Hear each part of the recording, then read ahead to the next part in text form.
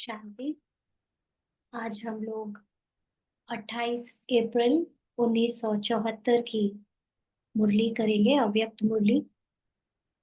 मुरली का सार है, स्थूल के साथ साथ सूक्ष्म साधनों से ईश्वरीय सेवा में सफलता।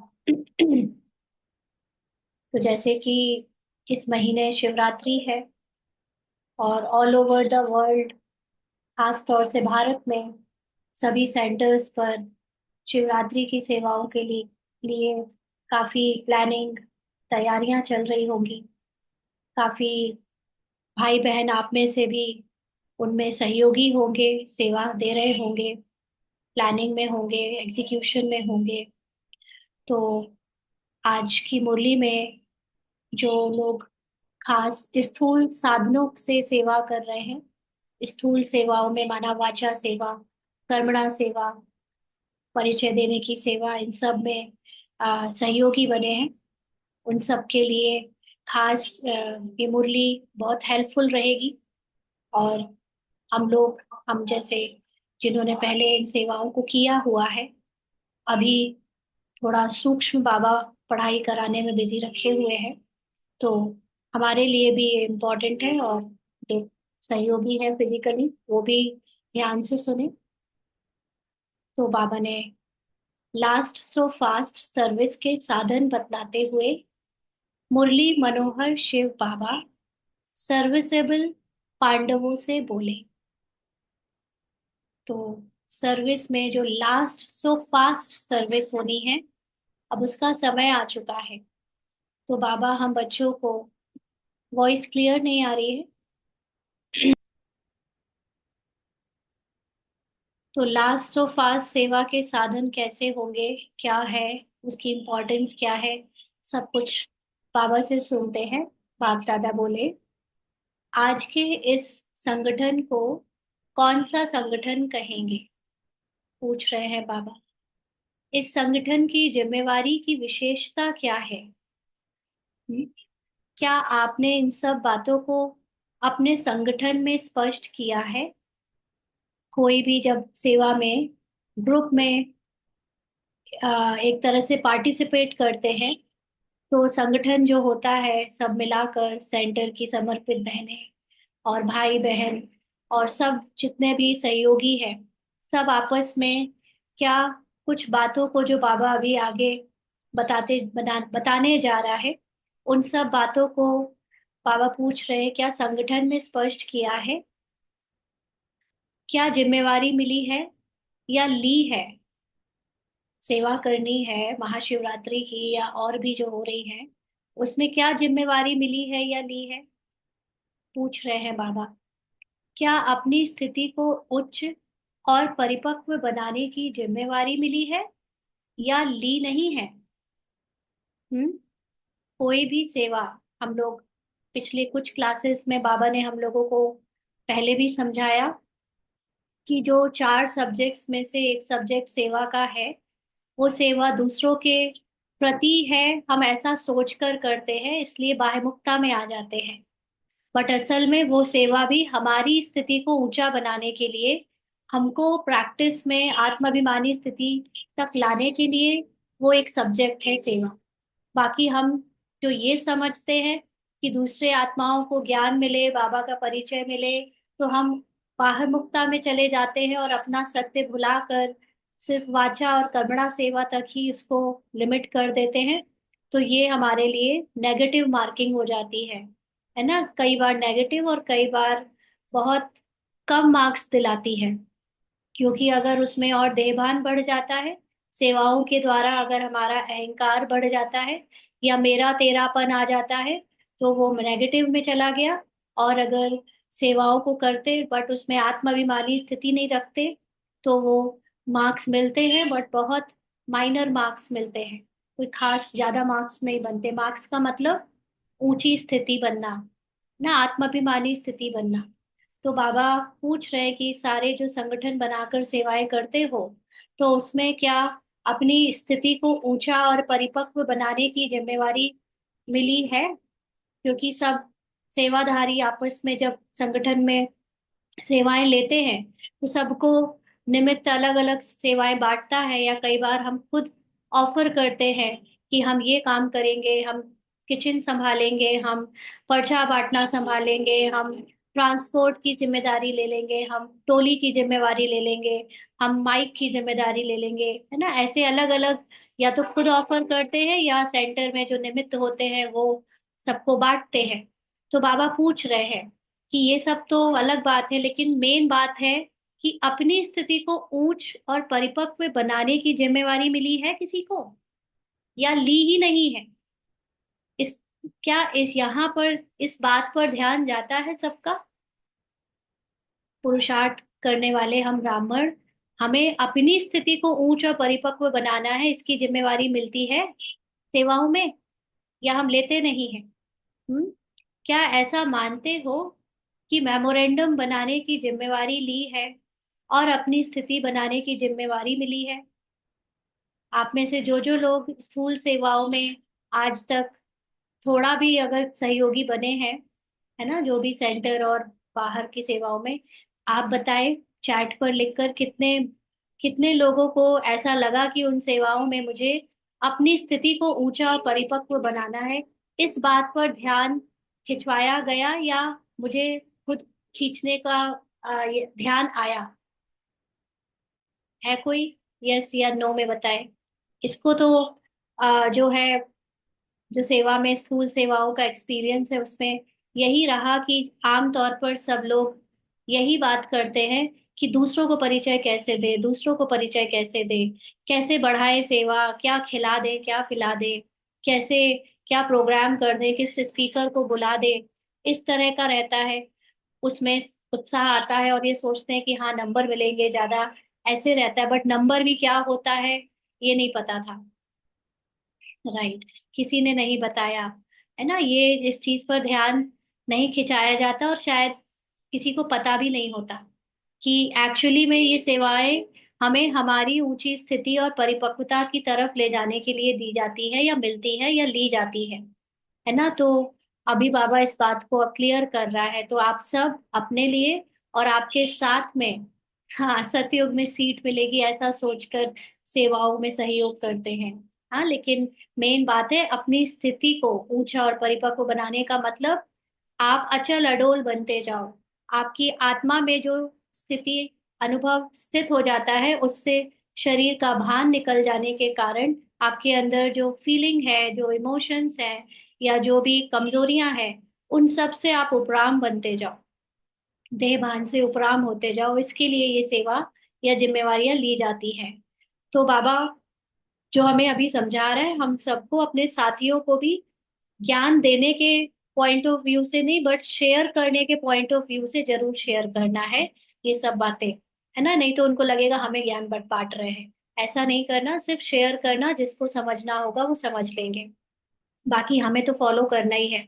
तो बाबा कहते हैं क्या ऐसा मानते हो कि मेमोरेंडम बनने की जिम्मेवारी ली है? मेमोरेंडम मतलब जो भी प्रोग्राम होता है तो उसकी जो टाइम और उसके प्रोग्राम की जो डिटेल होती है, वो सारी चीजों को एक पेपर में प्रॉपरली लिखा जाता है। इस समय ये होगा, इसको ये करेंगे, इस समय फिर ये प्रोग्राम होगा, इसकी जिम्मेवारी ये लोग उठाएंगे। तो इसको पूरा एक प्लान्ड तरीका जो लिखित तरीके में होता है पेपर में, उसको मेमोरेंडम कहते हैं। तो उसकी वो बनाने की जिम्मेवारी ली है, और अपनी स्थिति बनाने की जिम्मेवारी ली है कि हमारी स्थिति कितनी ऊंची बनेगी इससे, उसका मेमोरेंडम हम बना रहे हैं अपने अंदर सूक्ष्म रूप में। तो आजकल के समय के अनुसार मुख्य जिम्मेवारी कौन सी है? आपने आपका तो नहीं पता, जैसे ये भी अपने उसमें देखती है कि दीदियों के समय में जो सेवाएं होती थी, जो थोड़े वरिष्ठ दीदियां हैं हमारे यहाँ पे, वो सब लोग बहुत बेसिक तरीके से सेवा करते थे। ऐसी कोई प्लानिंग नहीं कि उसमें लिखा जाए, बताया जाए, कोई बहुत प्लान्ड वे में चले, ऐसा नहीं होता था। तो जब हमको बाबा ने यहाँ भेजा, तो क्योंकि हमको पार्ट में एमबीए कराया हुआ था, कॉरपोरेट में जॉब कराई हुई है, तो हम लोगों को वैसे करने की आदत है, हर चीज प्लान तरीके से, सबको सबकी रिस्पॉन्सिबिलिटी बताई जाए पूरी तैयारी करवा के। और वहाँ यहाँ वैसे चीजें जब नहीं होती थी तो लगता था कि उसको वैसे करने का की सलाह दी जाए, तो बहुत टेक्निकल और बहुत ही प्रोफेशनल वे में दीदी को सलाह देते थे, या अपने से जो करते थे तो वो ऐसे टेक्निकल तरीके से करने की कोशिश करते थे, है ना। तो पूरा ध्यान कहाँ होता था? पूरा ध्यान होता था बाहर। बाहर साधन अच्छे से अच्छे जुट जाए, माइक, एम्पलीफायर, और जो भी चीजें हो रही हैं, वाइट बोर्ड, प्रेजेंटेशन के लिए, दुनिया भर का तामझाम, इन सब चीजों पे। और फिर थोड़ा थोड़ा राइट द्वंद भी होता था पुराने क्लासिकल तरीके से सेवा करने वालों के साथ, कि वो लोग कुछ प्लान ही नहीं करते, वो लोग कुछ ऐसा करते ही नहीं। तो ये सब बना रहता था, इससे क्या होता था, स्थिति और ही खराब हो जाती थी। बट फिर भी अनुभवी बने, ऐसा नहीं है कि वो काम नहीं आया। धीरे धीरे बहुत नोटिस करते रहे सूक्ष्म बातों को, कि वो सब लोग बिना प्लानिंग के भी जो कर रहे हैं वो उतना ही रहा है, हम प्लानिंग करके कर रहे हैं तो भी उतना ही हो रहा है। अल्टीमेटली बाहर क्या हो रहा है उसका हम पर प्रभाव नहीं पड़ने वाला, अंदर क्या हो रहा है उसका प्रभाव ही हमारे लिए मुख्य सब्जेक्ट है ना। तो ये समझ आ गया, इसलिए अब इन सब चीजों के अनुभवी बनकर अब समझ में आ गया क्या एक्चुअली में मुख्य सेवा होती है। तो बाबा पूछ रहे हैं कि आजकल के समय अनुसार मुख्य जिम्मेवारी कौन सी है। अभी जैसे लोगों को जिम्मेवारी लेने का बहुत शौक होता है, मिल जाती है तो बहुत प्राउड फील करते हैं कि मुझे सेंटर की ये जिम्मेवारियां मिली हैं, है ना। जिन्होंने सूक्ष्म ज्ञान नहीं उठाया है, अभी उनको स्थूल जिम्मेवारियों का एक अभी काफी इम्पोर्टेंस फील होती है, कि वो उसके लिए हम जिम्मेवार है, निमित्त हैं। तो बाबा कहते हैं ईश्वरीय सेवा के तो भिन्न भिन्न साधन और स्वरूप होते जा रहे हैं, और आगे चलकर और भी होंगे, लेकिन लास्ट इज फास्ट का साधन और स्वरूप कौन सा है?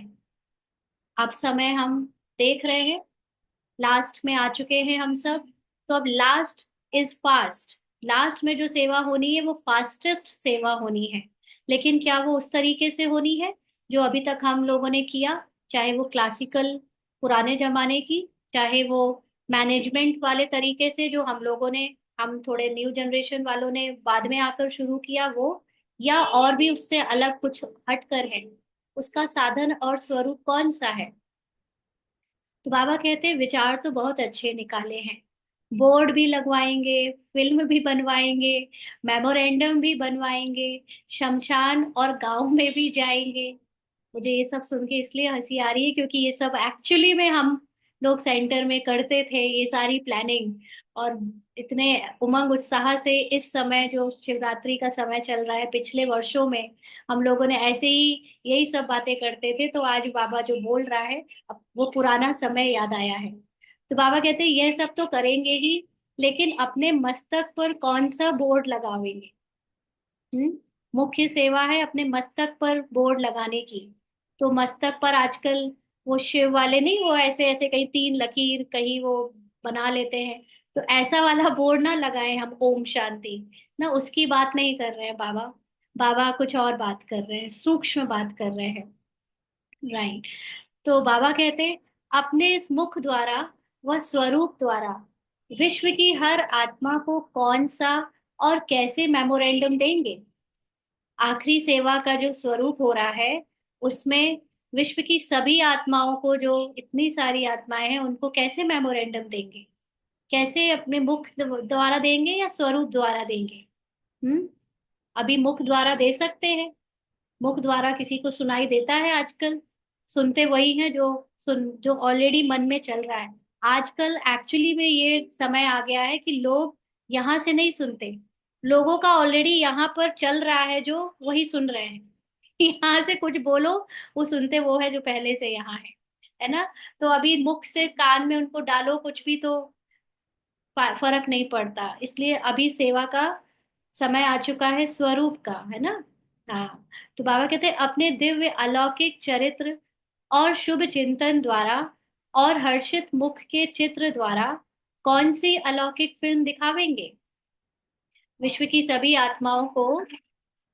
अपने दिव्य अलौकिक चरित्र, यानी हमारे, एक वह है कि अभी हम पुरुषार्थ करके अंदर से अपनी दिव्यता को जानकर योग युक्त हो रहे हैं, लेकिन फिर है फाइनल रिजल्ट, फाइनल रिजल्ट में जो अंदर की अलौकिकता है, दिव्यता है, वो एक्चुअली चरित्र में आ जाए, चरित्र से दिखने लगे, और हमारा शुभ चिंतन और हर्षित मुख भी दूसरों को दिखाने लगे कि ये कोई बहुत ऊंचे अलौकिक लोग हैं, अल्लाह लोग हैं।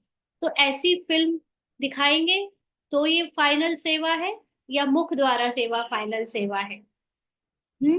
तो बाबा कहते क्या आप एक ही फिल्म तैयार करेंगे, या इतने सब जो संगठन में आए हुए ब्रह्मा कुमार हैं, बाबा उनके सामने बोल रहे थे, बट हम सब अपने लिए भी लेंगे इसको, तो मधुबन वरदान भूमि से चेतन एवं अलौकिक फिल्म बन निकलेंगे।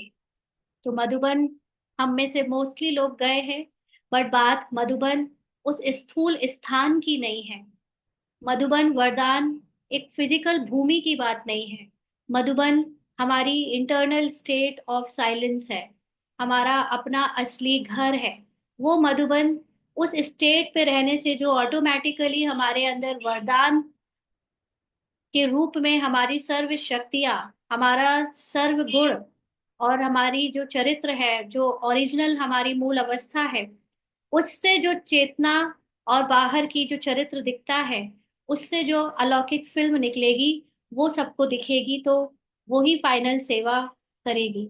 तो क्या ऐसी अलौकिक सेवा या अलौकिक फिल्म बनाकर तैयार है, बनने के लिए तैयार है, पूछ रहे हैं बाबा। अगर इतनी सब फिल्म हर स्थान पर लोगों को दिखा सको, तो क्या यही लास्ट सो फास्ट सर्विस नहीं? हम्म।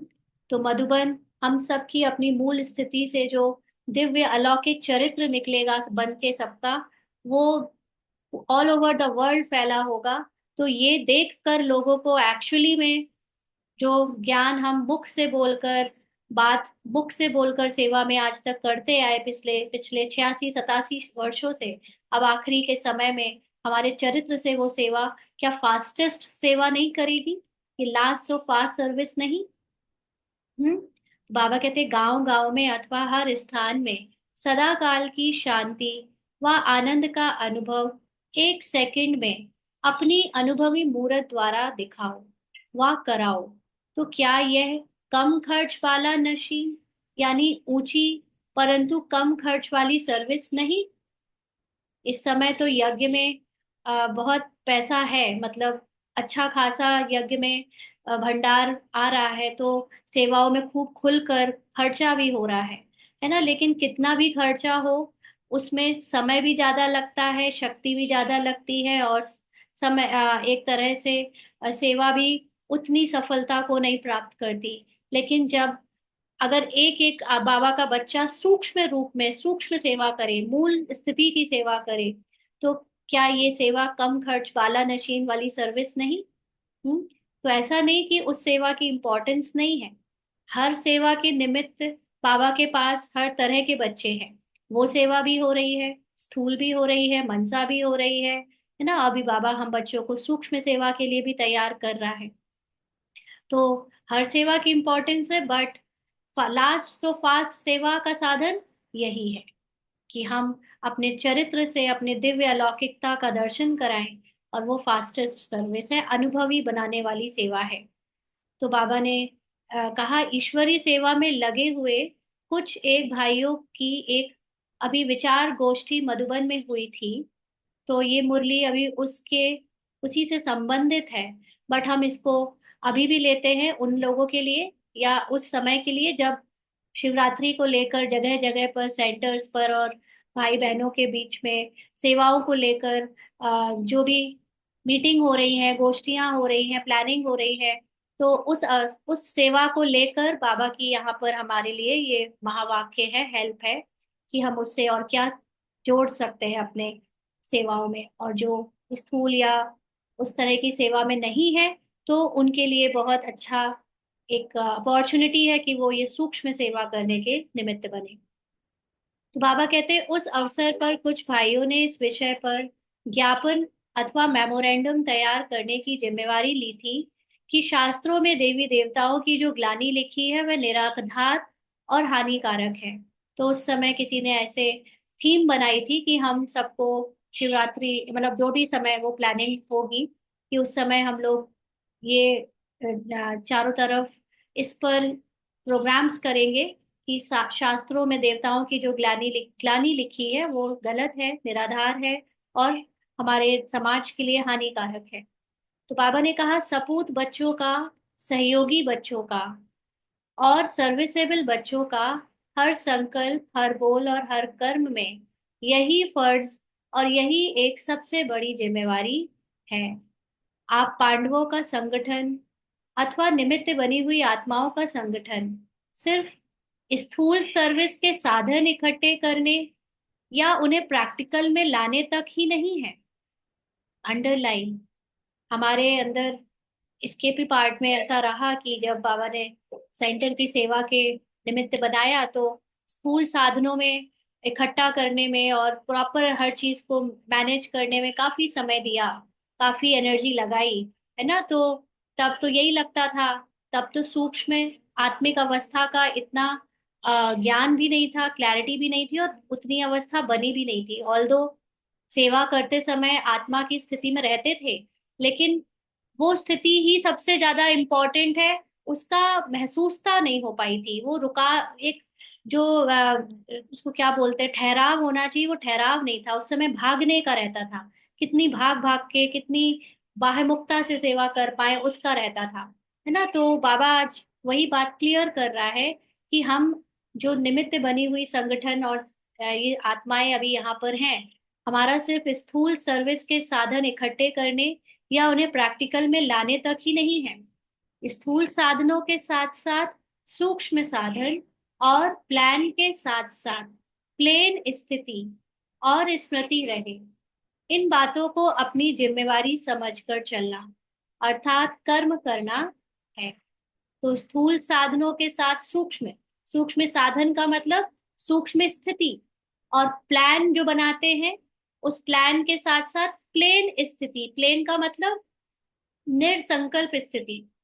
बाबा ने हर एक की सेवा को पहले से ही ऑलरेडी ड्रामा में प्लान कर रखा है, हमें सिर्फ उस प्लान को एग्जीक्यूट करने की एक्टिंग करनी पड़ती है।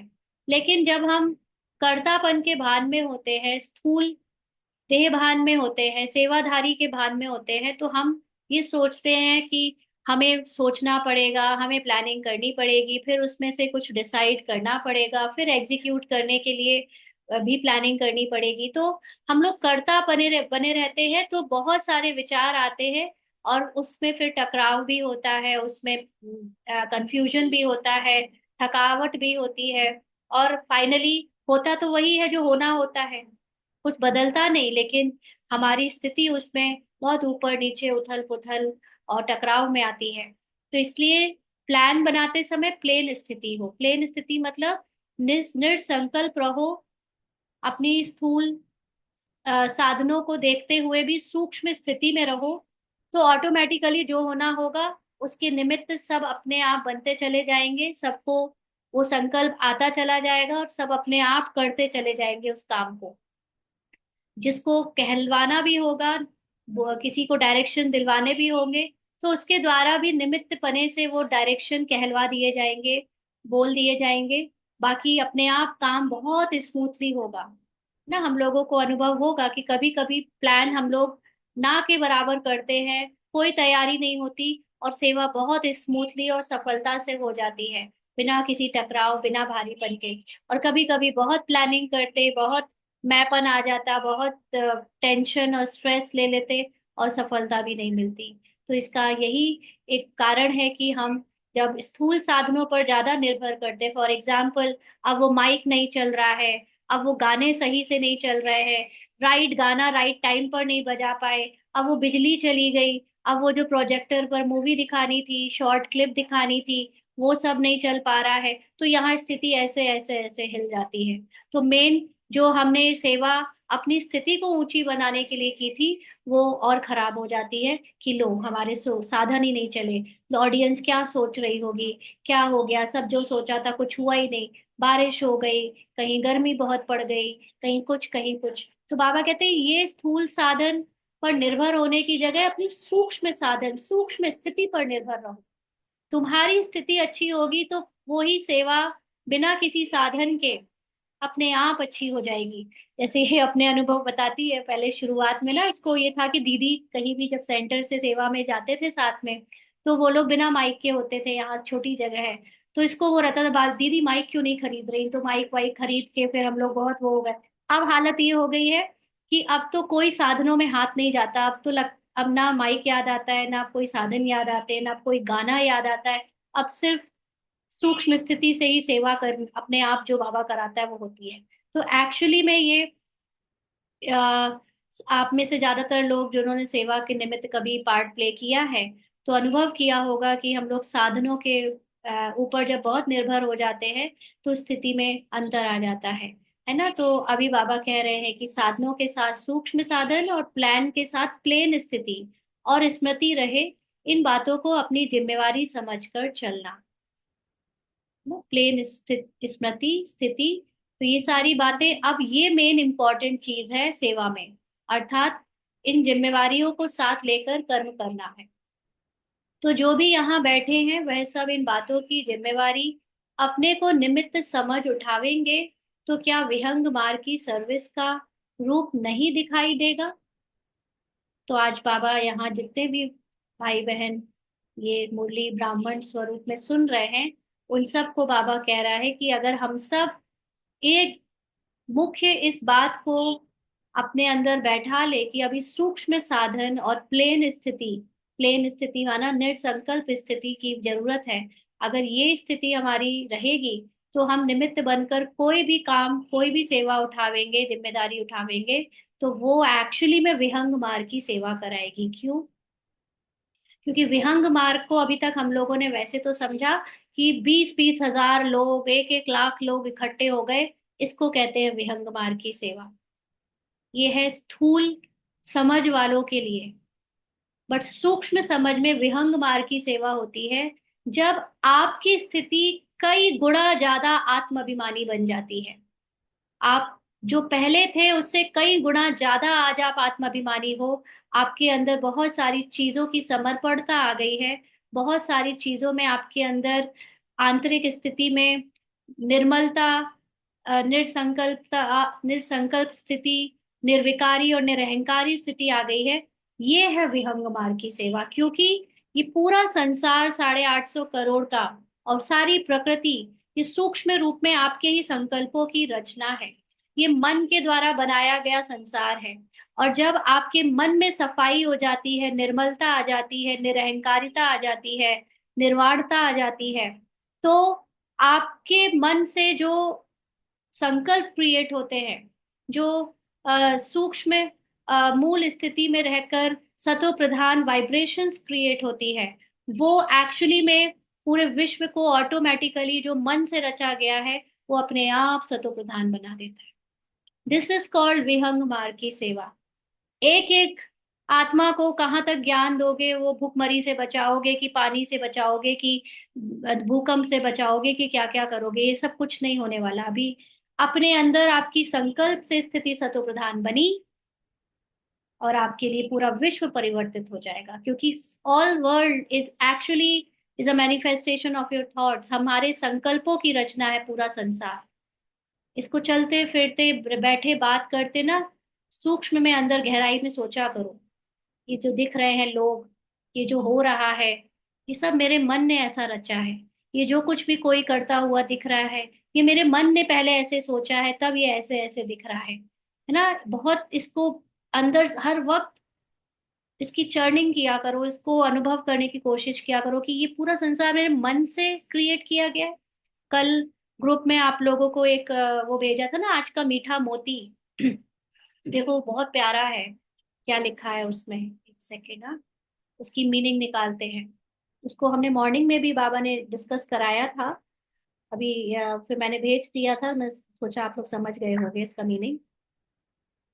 ये बाबा ने मीठा मोती में आया था कि जिस प्रकार से एक वृक्ष का आदि और अंत एक बीज है। एक पौधा बीज से निकलता है और जब मरता है तो वो अपना बीज गिराकर समाप्त हो जाता है। फिर उस बीज से दूसरा पौधा वैसे ही का वैसा दूसरा निकल के आता है। तो ये उसकी प्रक्रिया चलती रहती है। तो वैसे ही मनुष्य जीवन का आदि और अंत आत्म बीज है। अर्थात आप आत्मा हो। तो जैसे कल बाबा ने कहा था ना, ब्रह्मा के द्वारा पूरा सृष्टि रची गई, ऐसे बोला जाता है। एक्चुअली शिव बाबा हमको ज्ञान से ये बता रहा है कि सारा संसार तुम्हारे मन से रचा गया। इसमें सब कुछ ड्रामा तुम्हारे मन में जो चल रहा है, ये तुम्हारे मन के द्वारा ही चेंज होता आया है हर युग के टाइम में। यानी सतो प्रधान स्थिति जब मन की रही, तो तुम्हारा मैनिफेस्टेशन आउटर वर्ल्ड का भी सतयुग था। जब रजो हो गई तो तुम्हारा बाहर का संसार भी रजो में आ गया, द्वापर में आ गया। जब तमो हो गई तो तुम्हारा पूरा संसार तमो बन गया। तो ये मन का मैनिफेस्टेशन जो है वो जब हमारे पूरा सतो हो जाएगा अंदर से, तो ये है विहंग मार्ग की सेवा। एक्चुअली पूरा पर्दा ही चेंज हो जाएगा बाहर का, है ना। तो इसको इस तरह से सूक्ष्म में अब हमें जाते जाना है। बाहर जो दिख रहा है उसमें सेवा उस तरह से कितना भी कर लो, कितना भी कर लो, नॉट पॉसिबल। अभी आप महाकुंभ में ही जो लोग गए होंगे उन्होंने देखा होगा।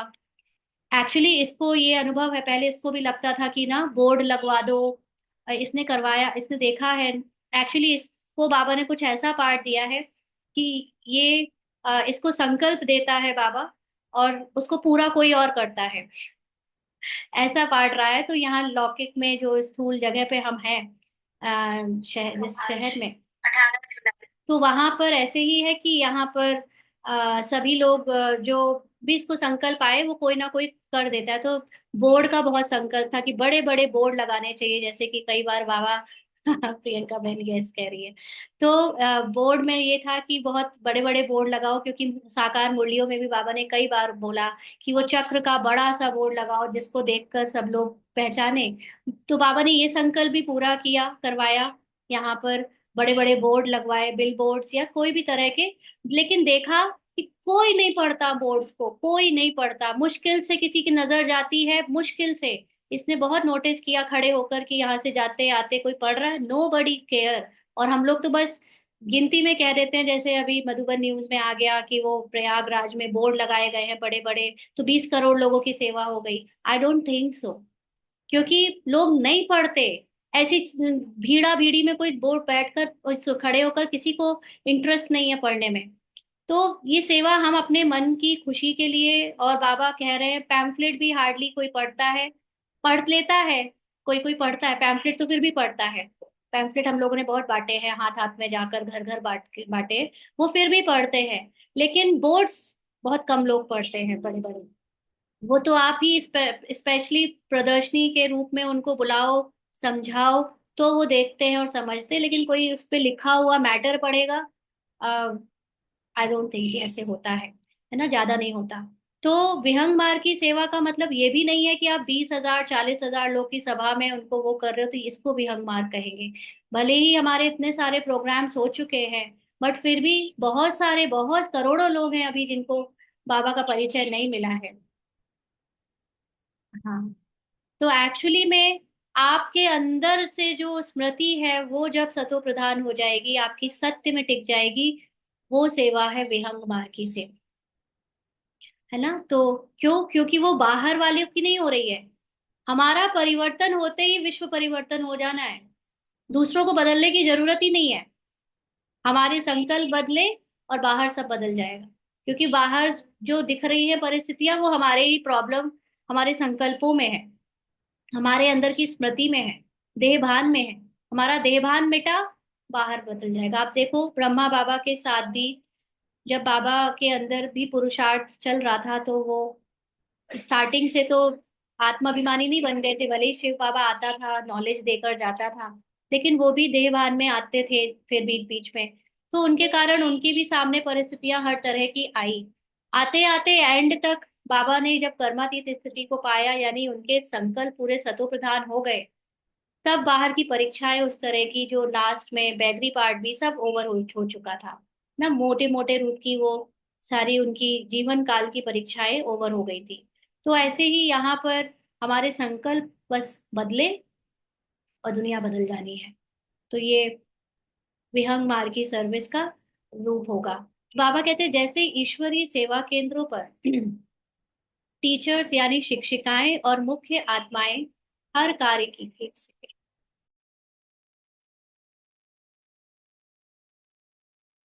हाँ जी, बिल्कुल। चलिए अभी थोड़ा सा चैट को हम बाद बाद में देखेंगे, पहले मुरली पढ़ ले, नहीं तो माइंड डिस्ट्रैक्ट हो रहा है ना। तो बाबा जो समझा रहे हैं वो समझते हैं, आपको उसी में अपने आंसर्स मिल जाएंगे, हम आउट ऑफ ट्रैक नहीं जाते। तो बाबा कहते हैं अब जैसे ईश्वरीय सेवा केंद्रों पर टीचर्स यानी शिक्षिकाएं और मुख्य आत्माएं हर कार्य की जिम्मेवारी के लिए निमित्त हैं, वैसे ही क्या आप अपने को इतना जिम्मेवार या निमित्त समझते हो? अब हम में से ज्यादातर लोग, आई डोंट थिंक कि कोई सेंटर का रेगुलर निमित्त टीचर होगा ना, रेगुलर वाला, या मधुबन या किसी सेंटर पर प्रॉपरली अगर होगा भी, तो भी जो बाकी के लोग हैं वो सबसे बाबा पूछ रहे हैं कि उनको तो चलो बाबा ने ही एक ऑफिशियली नियुक्त किया गया है उन जिम्मेवारियों के लिए, लेकिन बाकी सब हम सब लोग क्या इतने जिम्मेवार और निमित्त अपने को समझते हैं? किस बात के? विहंगमार की सेवा के? ऐसा तो नहीं लगता कि विहंगमार की सेवा बस वो मधुबन के वो टॉप के दीदियां ही करेंगी, बहनें या भाई ही करेंगे, वही 20,000 30,000 की गैदरिंग को वो करेंगे, सिर्फ वही वही भाषण देंगे? विहंगमार की सेवा करने की जिम्मेवारी स्वरूप से करने की जिम्मेवारी है, और वो स्वरूप किसी के लिए फिक्स नहीं है, कोई भी इसके लिए अपने आप को ऑफर कर सकता है ना। तो क्योंकि ये स्वरूप की बात है, ये अपनी पर्सनल स्थिति की बात है। तो बाबा कहते हैं जैसे हर ईश्वरीय मर्यादा को पालन करना और कराना टीचर्स की एक जिम्मेवारी है, क्या आप अपने को हर ईश्वरीय मर्यादा के अंदर चलने के निमित्त समझते हो, या ऐसा मानते हो कि यह टीचर्स और दीदी दादी का ही काम है? हम्म। टीचर से भी पहले यह जिम्मेवारी आप निमित्त बने हुए पांडवों की है। तो पांडवों का मतलब सिर्फ भाई नहीं, लेकिन हम सब भाई बहन, है ना ब्राह्मण में बाकी आत्माओं की, ब्राह्मणों की, है ना। तो बाबा कहते हैं क्योंकि विश्व के आगे चैलेंज की हुई है कि घर गृहस्थ में रहते कमल पुष्प के समान न्यारे और प्यारे रहने की। तो जो भी घर गृहस्थ में रहते हैं, जिनको उस तरह की सेवा नहीं मिली है, लेकिन मुख्य सेवा मिली है, मूल स्थिति की सेवा घर गृहस्थ वालों को मिली है, तो क्या हमें ये बात याद रहती है, ये जिम्मेवारी और निमित्त बनने का एक अंदर रिस्पॉन्सिबिलिटी याद रहती है कि हमें न्यारे और प्यारे बनकर रहना है, मूल स्थिति का अभ्यास करना है? तो बाबा कहते कीचड़ में रहते कमल अथवा कलयुगी संपर्क में रहते ब्राह्मण इस चैलेंज को प्रैक्टिकल रूप में लाने के निमित्त है, ना कि टीचर्स। अंडरलाइन। कीचड़ में रहते कमल व कलयुगी संपर्क में रहते ब्राह्मण, पूरा संसार जो इतना अभी एक तरह से कीचड़ के रूप में है, उनको प्रैक्टिकल रूप दिखाने का जो आधार है या जो एग्जाम्पल है, वो बाबा ने हमको चूज किया है, ना कि टीचर्स को। टीचर्स ने तो हमें ज्ञान तक पहुंचाने का रोल प्ले कर दिया है, वो बाबा तक हमको पहुंचा दिया, टीचर्स ने सेंटर तक पहुंचा दिया, मुरली तक पहुंचा दिया, बेसिक एजुकेशन तक पहुंचा दिया। बट अब इसको अपने लाइफ में उतार कर अपने आपको एग्जाम्पल दिखाना, ये चैलेंज अब हमें उठाना पड़ेगा, ये हमें दुनिया को दिखाना पड़ेगा, माना घर गृहस्थ वालों को। तो यह पार्ट पांडवों का है अथवा प्रवृत्ति में रहने वालों का है। टीचर्स के पास पहुंचने से पहले सैंपल के रूप में आप हो, है ना। हम ही लोग समाज में सबके साथ उठते बैठते हैं, दूसरे दुनिया के सामने प्रस्तुत होते हैं कलरफुल वे में। तो वो सेंटर तभी जाएंगे जब उनको हमसे सैंपल लगेगा कि ये कौन है, कैसे है, हमको इनके जैसा बनना है। तो अगर सैंपल तैयार नहीं होंगे तो दुकान तक कोई शॉप करने क्यों जाएगा? तो हम पहले सैंपल बनकर लोगों को सेटिस्फाई करें, उनको अट्रैक्ट करे, तब तो वो भी वो चीज लेने जाएं जो जिससे हम वैसे बने हैं। तो बाबा कहते हैं सैंपल को देखकर ही व्यापार करने की हिम्मत व उल्लास आता है। ऐसे ही हर बात में निमित्त बन चलने का, क्या अपना पार्ट समझ कर चलते हो? हम्म। कई टीचर्स के पास आते हैं, सुनने के बाद पूछते हैं कि ऐसा कोई प्रत्यक्ष रूप दिखाओ। कई बार किसी कोई कोई डायरेक्ट सेंटर चला जाता है, किसी ग्रह ग्रस्त के थ्रू नहीं जाता, डायरेक्ट जाता है। और फिर वहां पर जब वो ब्रह्मचर्य, पवित्रता और नष्टो मोहा की बात को सुनते हैं, तो वो लोग पूछते हैं कि क्या आपके पास ऐसा कोई बना है अभी तक जो नष्टो मोहा हो, जिसने ब्रह्मचर्य सेलिबेसी जीवन में उतारी हो। तो उनके पास एग्जाम्पल दिखाने के लिए कोई होना चाहिए ना, तो फिर वो हम हैं, है ना। तो बाबा कहते कि वो ये जानना चाहते हैं कि ये संभव है अथवा नहीं, इसकी मिसाल मांगते हैं। तो टीचर से ज्यादा रिस्पॉन्सिबल कौन हुए, पूछ रहे हैं बाबा।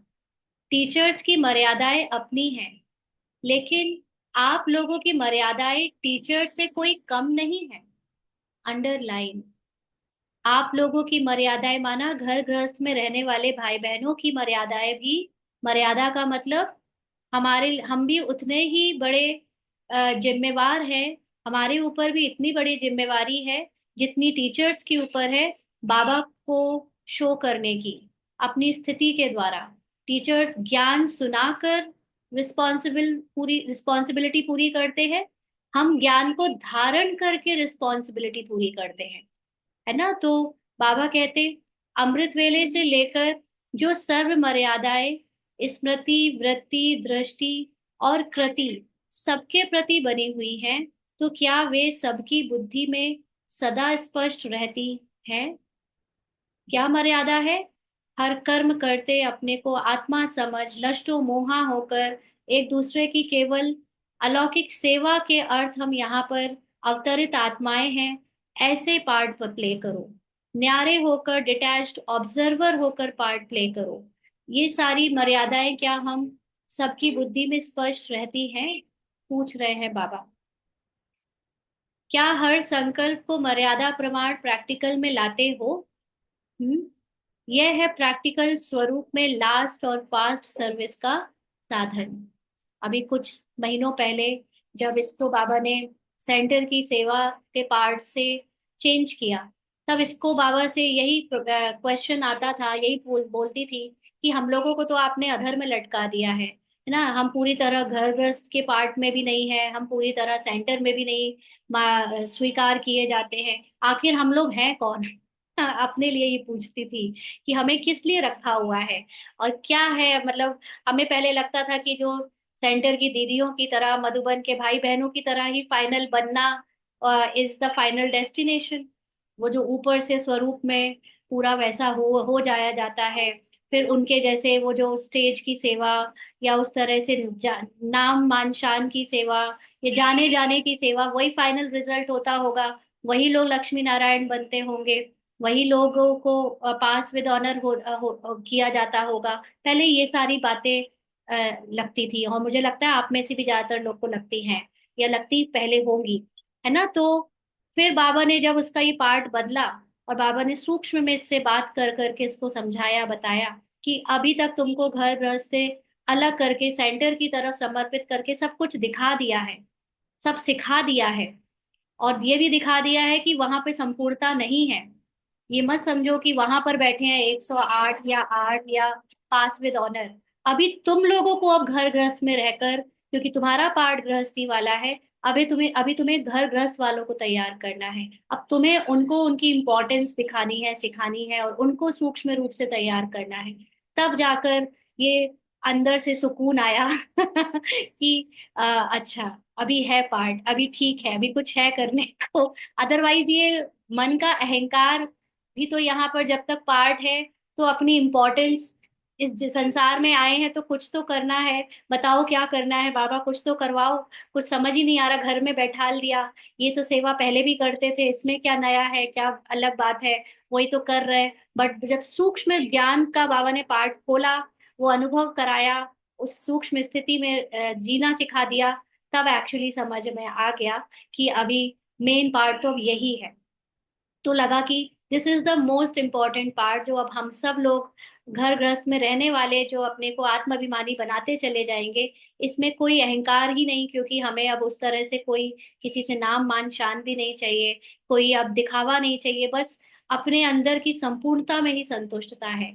और वो संपूर्णता अपने आप फिर पता है ड्रामा अनुसार बाबा को जो सेवा करानी है वो करा रहा है ना। तो इसलिए आज इस मुरली में वही बातें रिवाइज हो रही है कि बाबा कह रहा है कि आपका भी उतना ही इम्पोर्टेंट पार्ट है, उनकी मर्यादाएं, उनका पार्ट अलग है। उनसे हम ना कंपैरिजन कर सकते हैं, ना हमें उनसे कोई वो रखना है कि वो क्या और हम क्या। हमारा पार्ट अपना है ना, लेकिन गुप्त है। हाँ, अब गुप्त नहीं रहेगा, कुछ समय में ये पार्ट गुप्त नहीं रहेगा, ये पार्ट ओपन हो जाएगा कि घर गृहस्थ की माताओं का जो बहनों का, भाइयों का जो पुरुषार्थ है, वो एक्चुअली वो दिव्यता और वो अलौकिकता अब स्पष्ट सामने आएगी। आखिर कब तक गुप्त रहना है? गुप्त हमें, हम चाहते नहीं कि हम गुप्त रहे या नहीं रहे, बट ये एक्चुअली नेचुरली होगा कि जब आप कि जैसे वो कहते हैं ना, जब हलवा तैयार हो जाता है तो वो कढ़ाई भी छोड़ देता है और उसकी खुशबू भी चारों तरफ फैलने लगती है, खाने वाले खाने के लिए तैयार हो जाते हैं। तो बस हम सब वही हलवे हैं, हम सब तैयार होते जा रहे हैं, परिपक्वता की तरफ पहुंचते जा रहे हैं। तो हमारी खुशबू और हमारा नष्ट मोहा न्यारापन की जो स्थिति है, वो ऑटोमेटिकली फिर जो बची हुई सेवा है वो करा लेगी। वो तो स्थूल रूप की है। मुख्य बात तो है कि हमारी संकल्प सतो प्रधान हो जाएंगे, वो विहंग मार्ग की सेवा करेगा, है ना। तो इसलिए बाबा कहते हैं, क्या आप हर संकल्प को मर्यादा प्रमाण प्रैक्टिकल में लाते हो? यह है प्रैक्टिकल स्वरूप में लास्ट और फास्ट सर्विस का साधन। तो हर संकल्प को मर्यादा प्रमाण, हर संकल्प की मर्यादा क्या है? संकल्प में क्या मर्यादा फॉलो करनी है हमें? कि हम अपने को निर्संकल्प रखें, अपने को उस निराकारी बाप समान आत्मा में स्थित रखें, और फिर निमित्त मात्र देखें कि क्या कर्म हो रहे हैं, क्या संकल्प आ रहे हैं, और क्या बोल बोले जा रहे हैं। उससे अपने को बिल्कुल भी अटैच ना करें, पहचान ना बनाए। इसको कहते हैं संकल्पों की मर्यादा। तो ऐसी स्वरूप जब हमारा बन जाएगा तो यह फास्ट सर्विस का साधन। तो बाबा कहते हैं राइट अटेंशन। तो पहला पहला चैलेंज जो आज तक ना कोई कर सकते हैं और ना करेंगे, वह फर्स्ट चैलेंज कौन सा है, पूछ रहे हैं बाबा। फर्स्ट चैलेंज है प्योरिटी का। प्योरिटी का मतलब ड्रामा से 0% अटैचमेंट खत्म, मतलब सॉरी, 100% अटैचमेंट खत्म, और 0% आप उससे। ड्रामा में हमें क्या क्या मिला है पहले तो हमें ये पता होना चाहिए। ये जितनी भी रोल में जो भी अनात्मा वाली चीजें हैं, माना जो आत्मा के 7 गुणों और 8 शक्तियों से हटकर जो भी कमजोरी की बातें हैं, वो सब हमें ड्रामा ने दी हैं। ये भय हमें ड्रामा ने दिया, ये अंदर की ईर्ष्या, द्वेष, अहंकार, अभिमान, अपमान, फीलिंग, इमोशंस की कमियां, ये सब ड्रामा ने दिया। इन सब से अपने को न्यारा करके चलना, इसको कहते हैं प्योरिटी ना। संबंधों के पहचान, इससे न्यारे करके चलना, ये सब प्योरिटी है। इस शरीर से पहचान, माना पास्ट और फ्यूचर का एक भी संकल्प आए, ये भी ड्रामा का है। इससे भी प्योरिटी, इससे भी न्यारापन। तो बहुत सूक्ष्म और बहुत गहराइयां हैं प्योरिटी की परिभाषा में, जैसे जैसे हम समझते जाएं और उसको फॉलो करते जाएं।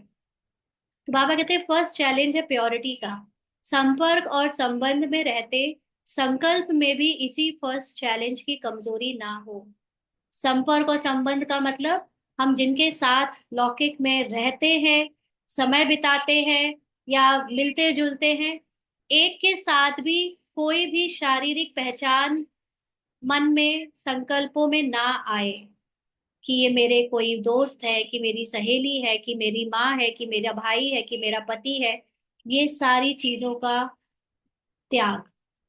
सिर्फ और सिर्फ हम पाठधारी आत्माएं हैं, बाबा समान हैं, बहुत है तो बाप समान सेवाधारी हैं, भाई बहन हैं, भाई भाई हैं, ऐसे इतना। बाकी सारी चीजों से, संकल्पों में भी प्योरिटी। ये है फर्स्ट चैलेंज। आज बड़े से बड़े मठ मंडलेश्वर और सन्यासी भी अपने किए गए पुरुषार्थ को, तपस्या को, त्याग को जो है इतना पब्लिश करते हैं, इतना उसको प्रमोट करते हैं, उसको गुप्त रीति से स्वीकार करके निसंकल्प नहीं बने रहते। और हम लोगों को तो बाबा ने चैलेंज दी है कि तुम अगर पुरुषार्थ भी करोगे ना, और पुरुषार्थ में तुम जो भी मेहनत भी करोगे, जो भी त्याग करोगे, उसका भी तुम्हें त्याग करना है कि तुम्हें ये लगे कि तुमने त्याग किया है ना। तो ये है फर्स्ट चैलेंज। तो बाबा ने कहा फर्स्ट वायदा कौन सा है? वह यही है ना कि और संग तोड़ एक संग जोड़ेंगे, अथवा तुम्ही से खाऊं तुम्ही से बैठूं, अथवा मेरा तो एक दूसरा ना कोई, बात तो एक ही है। तो जो फर्स्ट वायदा और फर्स्ट चैलेंज है, वे दोनों एक दूसरे से संबंध रखते हैं। इन दोनों के ऊपर कितना अटेंशन रहता है। हाँ, कौन मेरा पिता, कौन मेरी माँ। अभी आप देखो, ब्राह्मण फैमिली में तो लौकिक माँ बाप को छोड़ने का हम कई बार वो कर भी देते हैं, लेकिन फिर कई बार सेंटर में सिखाया जाता है कि ये दीदी आपकी माँ है, ये भाई आपके पिताजी है, ऐसे मानो। वहां पर तो वो सब भी है, बट हमें पता है अब हमारा कोई ना बाप है ना कोई माँ है, सिर्फ और सिर्फ एक बाबा ही सब कुछ है, सर्व रिश्ते बाबा से। ऊपर से हम कहते हैं सबको कि कोई मेरा पिता भी है, माँ भी है, बहन भी है, पति भी है, पत्नी भी है, बट अंदर से हमारे इस बात का निश्चय रहता है कि सब कुछ मेरा एक बाबा है। इतना अटेंशन रहता है। पूछ रहे हैं बाबा, इस पहली बात का ही टेंशन रहता है। इसी युद्ध में तो महारथी नहीं हो ना। बहुत सारे लोग तो अभी तक लौकिक और ये देह के संबंधों में ही न्यारे नहीं हो पाए हैं। देह के संबंधों में ही अभी मैं और मेरापन खत्म नहीं कर पाए हैं। इस इतने में ही महारथी तो नहीं बने जा रहे हैं, बाबा पूछ रहे हैं। बस इसी में ही पूरा पुरुषार्थ बीता जा रहा है। महारथी का अर्थ टेंशन में रहना नहीं है, बल्कि सदा अटेंशन रहे। भले ही मैं किसी को मम्मी भी बोल रही हूँ, पापा भी बोल रही हूँ, बेटा भी बोल रही हूँ ना, बहन बोल रही हूँ, बोलते समय सब बोल रही हूँ, क्योंकि ऊपर से एक्टिंग में तो वही बोला जाएगा। एक्टिंग में थोड़ी ना कहेंगे आप मेरे लौकिक के फादर, ऐसे नहीं बोलेंगे। वो तो हम सबके सामने बोलने के लिए वैसे ही बोलेंगे, बट अंदर से इतना अटेंशन रहे कि nobody is my father और मदर और ब्रदर और सिस्टर और हस्बैंड और वाइफ, सिर्फ बाबा ही मेरा सब कुछ है। अंदर से अटेंशन रहे। कई लोग क्या करते हैं, ब्राह्मणों में एक बहुत इसको पर्सनली ऐसे एक हंसी आती है बहुत बार, कि कई लोग ना यहाँ पर शब्दों का बहुत यूज करते हैं कि ये मेरे लौकिक के हैं, ये मेरे अलौकिक के हैं। और जनरली आपस में, अभी हम क्लास ले रहे हैं उस समय की बात नहीं, बट वो इन जनरल भी सबसे मिलेंगे तो बहुत शब्दों का बहुत ध्यान रखते हैं, लौकिक अलौकिक का बोलते समय। और फिर ड्रामा में भी शब्द को एज इट इज बहुत बार उठाते हैं। लेकिन अंदर से पूरा मोह है, अंदर से पूरी अटैचमेंट है, अंदर से वो भावनाएं बिल्कुल लौकिक वाली हैं। ऊपर से बताएंगे कि ये अलग अलग चीजें हैं। और जबकि कई बार अपने अनुभव से भी ये कह सकती है कि ये सबको एज इट इज बोलती है, लेकिन अंदर से बहुत अटेंशन रहता है कि कोई इसका कुछ नहीं है ना। तो हमें ऊपर से शब्दों के उसमें नहीं आना है, चक्रव्यूह में, कि हम दूसरों को दिखाने के लिए कि हम बहुत ध्यान अटेंशन रखते हैं, तो हम ऊपर से सब बोले जा रहे हैं, बट अंदर तो बहुत सबके साथ अटैचमेंट है, पुरानी स्मृतियां हैं, पुराने लगाव झुकाव है ना। तो ये ध्यान रखना है। बाबा कहते हैं सबसे पहला प्रभाव इस विशेष बात पर है, क्योंकि यही संभव को असंभव को संभव करने वाली एक बात है। कौन सी बात? कौन सी बात? कि बाबा ने जो चैलेंज, हम लोगों ने जो चैलेंज दिया है कि हम पूरी तरह प्योरिटी दिखाएंगे, माना एक बाबा के सिवा किसी और के साथ कोई संबंध मन का नहीं रखेंगे, सब बाबा ही मेरे संबंधी है। तो इस बात पर हमारा कितना अटेंशन है, क्योंकि यही अगर बात हमने फॉलो कर ली ना, तो सारी बातों को जो इतनी असंभव लग रही है वो संभव हो जाएगी। बाबा कहते हैं क्या पहला प्रभाव करने की पॉइंट्स मजबूत है, या अब तक भी संस्कारों से मजबूत है, मजबूर है? अब तक भी संस्कारों से मजबूर है, पूछ रहे हैं बाबा। जो स्वयं के भी संस्कारों से मजबूर हैं, वे अन्य को उनकी मजबूरियों से स्वतंत्र कर ना सके। हम्म, सॉरी एक लाइन गलत हो गई। जो स्वयं के भी संस्कारों से मजबूर हैं, वे अन्य को उनकी मजबूरियों से स्वतंत्र कर सके, यह सदा काल के लिए नहीं हो सकता।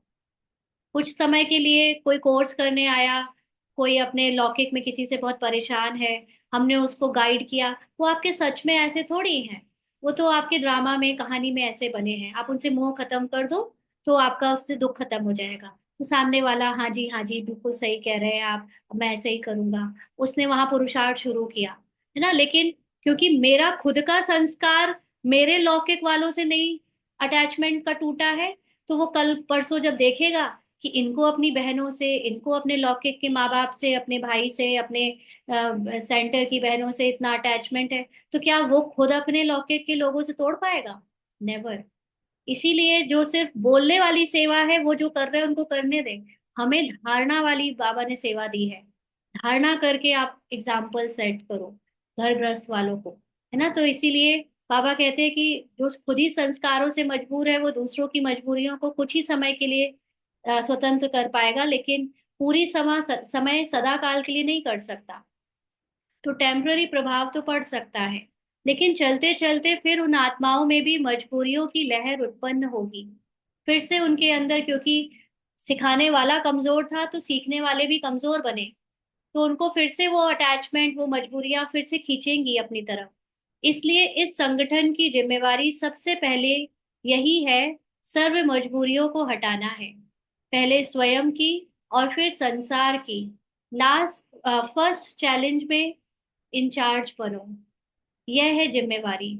अभी ये पढ़ते पढ़ते इसको थोड़ा सा ऐसे ही अपने एग्जाम्पल से एक रियलाइजेशन हो रहा है कि पहले हम क्योंकि सेंटर से बहुत जुड़े हुए थे, सेंटर की बहनों के समान ड्रेस पहनना, उनके समान सब उतार दिया, है ना। ये सारा ये ज्वेलरी वोलरी, खैर ये तो खुद को पसंद भी कभी नहीं था ज्यादा, था, ऐसा नहीं है कि नहीं था था, झूठ नहीं बोलेंगे, पहले था थोड़ा बहुत। हाँ, लेकिन जब बाबा के ज्ञान में आए, बाबा के यज्ञ की कहानियां सुनी, दादियों की, सेंटर की दीदियों को देखा, तो पूरा उनके जैसा कपड़ों का और चरित्र का सब कुछ वैसा ऊपर से करने की कोशिश करी, है ना। लेकिन अभी देखते हैं कि अगर वो सारी चीजें अब नहीं है, उतार दिए, हटा दी है ये मतलब इयररिंग्स वगैरह सब कुछ, बट इसने रियलाइज किया अभी कुछ दिनों में कि कोई भी इच्छा शायद अगर किसी को देख कर की गई है तो वो लौट कर आ जाती है, वो कभी ना कभी फिर से आएगी। और वो इसने रियलाइज की, बाकी उसको उसका स्वरूप नहीं बनी, बट इसने देखा कि वो आई अंदर। तो बाबा इस लाइन से ये बात समझ में आ रही है कि अगर आप किसी को देख कर ऊपर से कुछ बदलते हो तो आपका वो जो संस्कार है वो कभी ना कभी फिर से आ जाएगा, वो सदाकाल का संस्कार चेंज नहीं हुआ है। इसीलिए बाबा कहता है कि अगर आप घर गृहस्थ में रहने वाले इतने प्लेन बन के दिखाओ, इतने आत्म अभिमानी बन के दिखाओ, इतने सूक्ष्म रूप में सूक्ष्म धारणा करके दिखाओ, तो दूसरी आत्माओं को परमानेंट उस चीजों से मुक्ति मिल जाएगी। क्योंकि हम लोगों ने उनको देखकर उनके जैसा बनना चाहा, ऊपर से बदलना चाहा, तो वो वापस फिर से आ गया। लेकिन यहाँ पर अभी हम सबके अंदर जो घर गृहस्थ में रहते, समाज में रहते, जो इच्छाएं कामनाएं आती है वो क्यों आती है? क्योंकि वो हम एक दूसरे को देख रहे होते हैं। समाज में जो लोग रह रहे हैं वो एक दूसरे को देखकर ही तो सीखे हैं कि मुझे ज्यादा से ज्यादा गोल्ड पहनना है, डायमंड पहनना है, अच्छी ड्रेसेस पहनना है, अच्छे घर में रहना है, अच्छी गाड़ी चाहिए। और हम लोग ही इतने सूक्ष्म में इन धारणाओं को धारण कर ले कि हम ये सब ना करें, तो दूसरे लोगों के अंदर भी उस चीज का बीज समाप्त हो जाएगा। तो ये परमानेंट फिर उनके अंदर चेंज आएगा। तो ये है हमारी जिम्मेवारी। बाप दादा भी और संसार की सर्व आत्माएं भी यह नवीनता और विशेषता देखना चाहती हैं। तो अब हमारी घर गृहस्थ में रहने वालों को अब ये नई सेवा करके दिखानी है। एक सेकंड, अभी बाबा को याद करेंगे 1 मिनट के लिए सभी।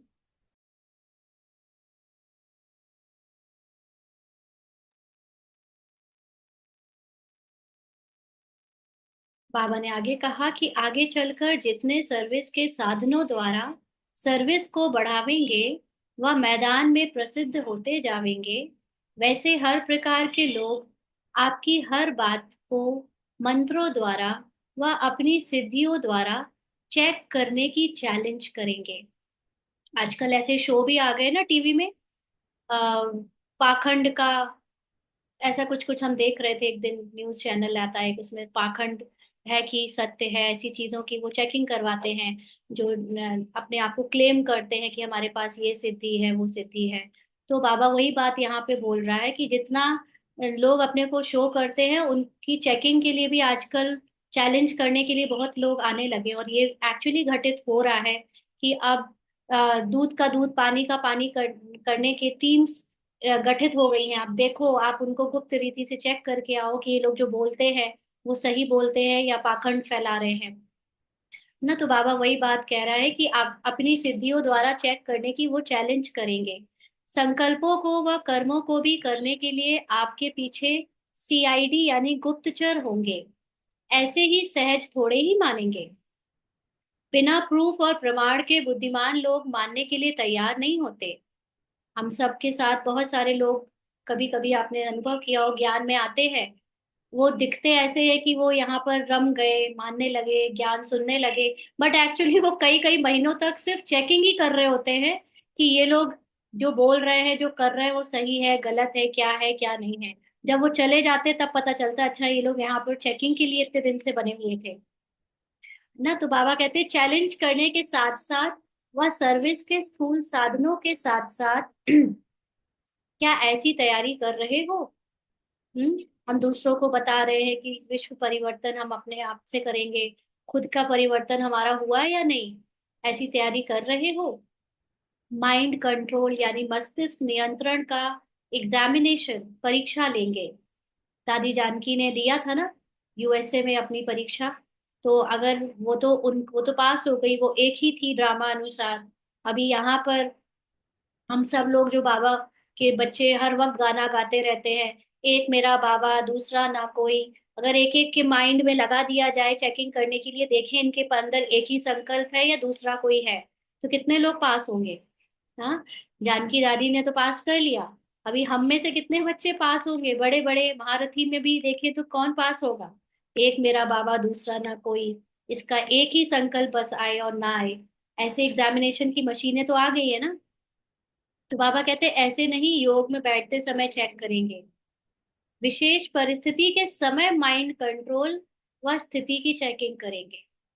कोई बैठकर तो फिर भी कर लेगा एक संकल्प में एकाग्र, क्योंकि ऐसे हठ योगी ऐसे तो मिल जाएगा कोई ना कोई। लेकिन मेन है काम करते चलते फिरते और कोई विशेष परिस्थिति आ जाए, तब एक बाबा दूसरा ना कोई, ऐसा माइंड कंट्रोल करते समय चेकिंग करेंगे।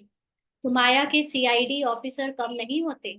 इस समय न्यूरो साइंस की ऐसी ऐसी मशीनरी आ गई है कि आपके अंदर कैसे थॉट्स चल रहे हैं, क्या थॉट्स चल रहे हैं, पूरा एग्जामिनेशन एमआरआई से होता है, और उनके पास सारी मशीन्स हैं। तो ये आगे चलकर हो भी सकता है। तो बाबा कहते हैं वो माया के सीआईडी ऑफिसर कम नहीं होते। तो ऐसी तैयारी करने की जिम्मेवारी व स्वरूप बन सैंपल रूप में आगे आने की जिम्मेवारी इस ग्रुप की है। कौन से ग्रुप की? घर गृहस्थ में रहने वालों की। हाँ, परीक्षा के लिए बाबा ने घर गृहस्थ वालों को जिम्मेवारी दे दी है। ठीक है। तो बाबा कहते हैं तब तो पांडवों की यादगार ऊंची दिखाई है। ऊंची स्थिति का प्रमाण यादगार है। दूसरी बार जब आओ तो इस बात में पास विद ऑनर बनकर आओ। धारणा में, पवित्रता में सभी घर गृहस्थ वाले पास विद ऑनर बनकर आओ। तब कहेंगे पांडव सेना। अभी तो एक ही टॉपिक और एक ही सब्जेक्ट दे रहे हैं, इसको ही एक रस स्टेज तक लाओ तो आफरीन देंगे। और देखा जाए तो वैसे जो लोग सेंटर पे समर्पित हैं, है ना, उन लोगों को इसकी परीक्षा ज्यादा देनी भी नहीं पड़ती। वो चाहे जैसे व्यवहार करे, वो चाहे जो करे, तब भी सेंटर की भीड़ तो बढ़ ही रही है। तब भी लोग उनको मान नाम शान और उनका हर जगह चारों तरफ डंका तो बज ही रहा है। मेन तो आग के उसमें घर गृहस्थ वाले ही आते हैं, जहाँ पे वो अपने लौकिक के घर वालों को भी हर समय पेपर देते रहते हैं, परीक्षा देते रहते हैं, वो उनके ऊपर ब्लेम करते रहते हैं, ऐसी ओम शांति वाली हो, ऐसे तुम्हारे गुण संस्कार बदले हैं, ऐसे करते हो, ऐसे कर्म है तुम्हारे। वहां पर भी वो परीक्षा देते रहते हैं, समाज के बीच में भी परीक्षा देते रहते हैं बेचारे ओम शांति घर गृहस्थ वाले। और फिर अब ये सीआईडी भी लग जाएगी तो उनकी भी परीक्षा देनी पड़ेगी। हाँ।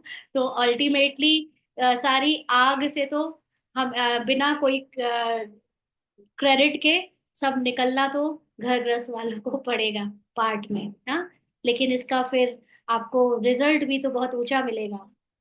तो बाबा कहते हैं इसको ही एक रस स्टेज तक लाओ तो आफरीन देंगे। माना अचल अडोल स्थिति बनाओ, क्योंकि हमारे जैसे पेपर समर्पित वालों के नहीं आते हैं ना। तो हमारे पेपर की जो स्टेजेस हैं उसमें हम अचल अडोल और एक रस रह पाए, ऐसे पेपर में पास होकर दिखाओ तो बाबा आफरीन देंगे। माना बाबा हमको पास विद ऑनर बनाने में लिफ्ट देंगे, हेल्प करेंगे। सहज है ना? कितने समय से मेहनत कर रहे हो, पूछ रहे हैं बाबा। तो बाबा ने पूछा जन्म से, माना जब से ब्राह्मण बने हो तब से। तो जो जन्म से ही प्रयत्न में लाने वाली बात है, क्या वह मुश्किल लगती है? औरों को कहते हो अपना जन्म सिद्ध अधिकार प्राप्त करना क्या मुश्किल है, ऐसे ही ब्राह्मणों का पहला धर्म और कर्म जो है वह करना क्या ब्राह्मणों के लिए मुश्किल है? हम्म? मरजीवा बन गए हो ना, या कि मरकर जिंदा हो जाते हो? मरजीवा किसको बनना है? घर गृहस्थ में रहते हुए सारी पुरानी स्मृतियां, रिश्तों से, देह के भान से मर जाना, ये बाबा ने हम लोगों को जन्म से ही सिखाया है। और बाबा कहते मर गए हो, मरजीवा हो गए हो, या फिर अभी बार बार मर के जिंदा हो जाते हो। जब कोई परीक्षा आती है तो सब मर गए, सब खत्म हो गए, बाबा के पास जाकर बैठ जाते हैं। और जहां से थोड़ा सा किसी ने प्यार दिखाया, थोड़ा सा अफेक्शन दिखाया, थोड़ा सा ही स्वीकार कर लिया, तो फिर उनके तरफ अट्रैक्ट हो जाते हैं। तो इसको क्या कहेंगे कि फिर जिंदा हो गए वहां पे जाके। तो मरना शूद्रपन से है।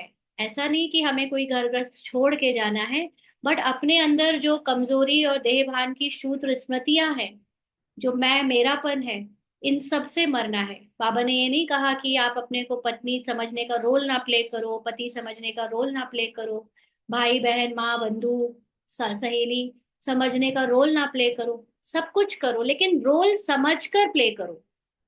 वो मैं हूँ, वो मेरे हैं, ये शूद्रपना है। तो इसको खत्म करना है। जीना ब्राह्मणपन में है। ब्राह्मणपन का मतलब ज्ञानी होकर, ज्ञानी तू आत्मा, आत्मा की स्मृति में रहकर जीना है। यह ब्राह्मणों का अलौकिक जीवन है। ब्राह्मणों को कुछ मुश्किल होता है क्या?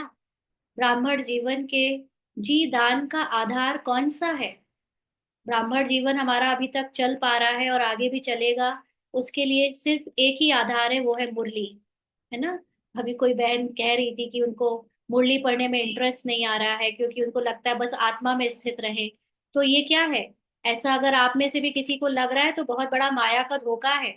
बिना मुरली में इंटरेस्ट आए आप आत्म अभिमानी स्थिति में हो, विश्वास करना मुश्किल है। अगर आपको मुरली में इंटरेस्ट नहीं आ रहा और आपको अभी एडवांस कोर्स की मुरली में इंटरेस्ट नहीं आ रहा, तो बहुत ही घनघोर माया में हुआ। क्योंकि पहले की मुरली तो फिर भी चलो सूक्ष्मता में नहीं कोई सुनाता था, तो वो बोरिंग लग सकती थी। माना कि 20 साल से 10 साल से सेम पढ़ रहे थे, कुछ परिवर्तन नहीं हो पा रहा था ज्यादा। लेकिन अभी तो इतनी गुहिता उस ड्रामा को लेकर, जो गुहिता में एडवांस मुरली की जो स्टेजेस चल रही हैं, उसमें अगर इंटरेस्ट ना आए और आप समझो कि हम आत्माभिमानी बन गए, इम्पॉसिबल।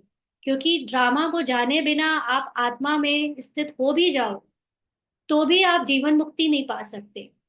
आपके स्वरूप में दिव्यता, अलौकिकता आ नहीं सकती, आपका परिवर्तन नहीं हो सकता। तो ये धोखा ना खाएं कि हमको बहुत एडवांस स्टेज हो गई है तो अब मुरली में कोई इंटरेस्ट नहीं आ गया।